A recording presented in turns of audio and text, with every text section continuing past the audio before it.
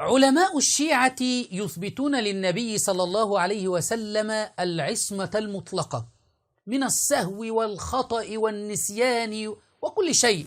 يعني حينما تقول سبحان من لا يسهو ولا ينسى، قد يكون بذلك عند الشيعة النبي صلى الله عليه وسلم أو الأئمة.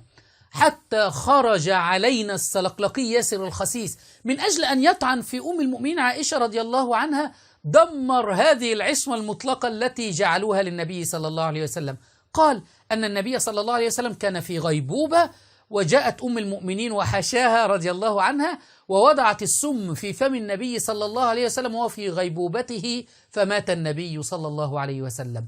أين العصمة المطلقة؟ أعلم أن كثير من معمم الشيعة ومن علمائهم سيكفرون السلقلقي ياسر الخسيس بعد تدميره للعصمة المطلقة. كلا، روايات أهل البيت نصت على أن المرأة التي سمت رسول الله هي عائشة بنت أبي بكر لعنها الله. هاي روايات أهل البيت، هي التي وضعت السم في فم رسول الله أثناء غيبوبته بسبب مرضه، كان متمرض. بمجرد ما وضعت هذا السم في فمه وإذا به صلوات الله عليه وآله تتدهور حالته الصحية، فاستشهد مسموما مغتالا قتيلا. سبحان الله على هذا الكذوب الأفاك السلقلقي ياسر الخسيس.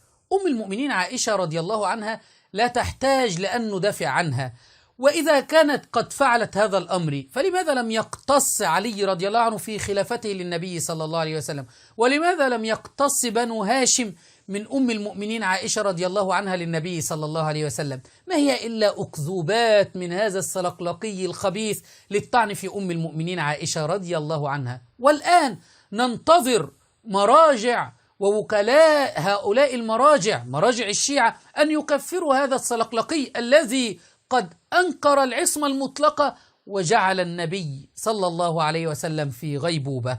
فماذا ستحكمون يا معمم الشيعة؟